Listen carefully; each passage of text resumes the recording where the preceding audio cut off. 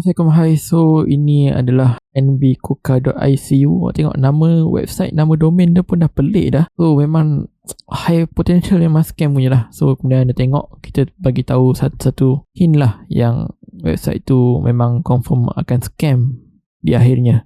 So pertama sekali saya tunjukkan template website daripada China. So anda tengok, saya buka je kod dia, terus keluar bahasa Cina ni. So saya harap tengok betul-betul lah video ni. Memang ada bahasa Cina ni. Jangan komen mana ada bahasa Cina lah, apalah, daripada China. Memang ada bahasa Cina ni kat sini. Kemudian yang kedua, country code yang digunakan +60. Memang dia target orang Malaysia saja yang daftar dan kena scam lah. Di ujung dia memang dia target orang Malaysia saja. So anda boleh tengok template dia, nombor telefon, password, confirm password, OTP, invitation code, register login. Sebiji macam template website scam lah. Okay, so kemudian kalau ada apps, biasanya apps tersebut dia tidak akan letak di Play Store ataupun App Store, tapi so kita sideload daripada .apk.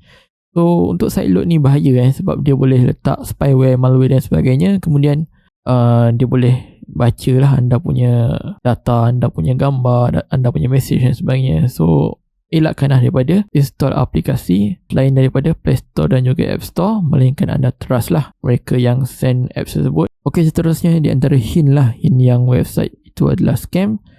Bila kita withdraw, dia akan gunakan pelbagai akaun trading, enterprise, personal dan sebagainya. Dia tak akan gunakan satu akaun khas. Sebagai contoh, company Hendrik Genetics. So dia mestilah gunakan akaun Hendrik Genetics untuk withdraw. Dia tak akan gunakan akaun orang lain.